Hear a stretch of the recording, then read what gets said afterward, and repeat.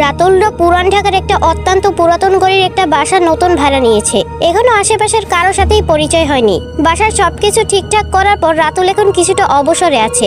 তার আবার রাত জাগার অভ্যাস। একটু রাত হলেই ছাদে চলে যায়। এই বাড়িতে ওঠার পরে প্রথম যেদিন ছাদে উঠলো তখন প্রায় 12টা বাজে।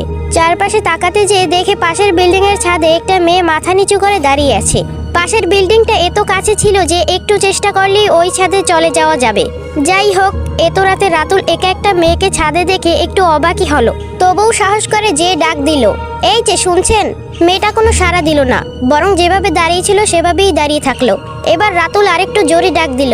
এবার মেয়েটি তাকালো, চোখের দৃষ্টি কেমন যেন শূন্য, মৃত মানুষের মতো। রাতুল বলল, আপু, আমরা এই বিল্ডিং এ নতুন এসেছি। আমার নাম রাতুল, আপনার নাম? মেয়েটি আস্তে করে জবাব দিল, নিধি। রাতুল বলল, আপু, আপনি এত রাতে ছাদে এসেছেন কেন? নিধি বলল, প্রতিদিনই আসি, ভালো লাগে। এভাবে একটু একটু করে সেদিন অনেকক্ষণ গল্প করলো রাতুল। তারপর বাসায় চলে আসলো। কিন্তু বাসায় আসার পরেই তার একটা অদ্ভুত অনুভূতি হতে লাগলো। তার মনে হতে লাগলো কেউ মনে হয় তাকে দেখছে। ও যখন খাটের পাশে দাঁড়াতো তখন ওর মনে হতো কেউ খাটের নিচ থেকে তাকে দেখছে। এক্ষুনি হয়তো তার পা ধরে টেনে তাকে খাটের নিচে নিয়ে যাবে। আবার ওয়াশরুমে গেলে মনে হয় ভেন্টিলেটর দিয়ে কেউ তাকে দেখছে। এভাবেই তার দিন যেতে লাগলো। আর এদিকে প্রতি রাতেই ছাদে উঠে নিধির সাথে গল্প চলতে থাকলো। এভাবে চলতে থাকলো রাতুলের দিন। রাতুল একসময় খেয়াল করলো নিধি কখনো হাসে না। ব্যাপারটা ওর কাছে অদ্ভুত লাগলো। ভাবলো হয়তোবা এটা ওর স্বভাব। হঠাৎ একদিন নিধি বলল, মার্চের 15 তারিখ আমার জন্মদিন, তুমি এসো। রাতুল বলল, কখন যাব? নিধি বলল, রাত 10টার দিকে। শুনে রাতুল একটু অবাকই হলো। এত রাতে কেউ দাওয়াত দেয় নাকি? কিন্তু কিছু বলল না। সেদিন ছিল 12 তারিখ। পরের 2 দিন রাতুল ছাদে যেয়ে দেখলো নিধি আসেনি। ভাবলো হয়তোবা ব্যস্ত। 14 তারিখ রাতে রাতুল একটা ভয়ানক স্বপ্ন দেখলো যে ও একটা বদ্ধ ঘরে রয়েছে। সেখানে একটা ফ্যান ঝুলছে। ফ্যানের 3টা পাখার সাথে 3টা বিকৃত লাশ ঝুলছে। আর সেখান থেকে রক্ত গড়িয়ে ওর গায়ে পড়ছে। প্রচন্ড আতঙ্কে রাতুলের ঘুম ভেঙে গেল।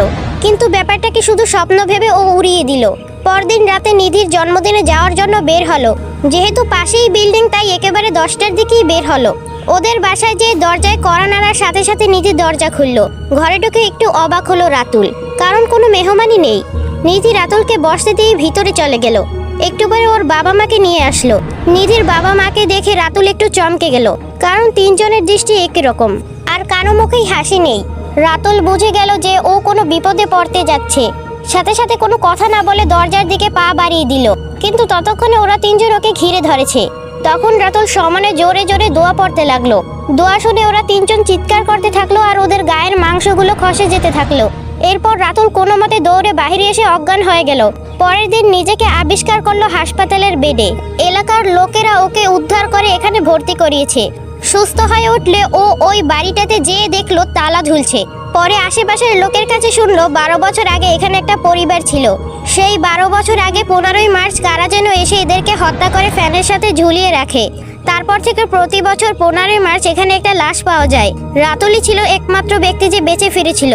এরপর রাতুল ওই এলাকা ছেড়ে অন্য এলাকায় চলে গিয়েছিল।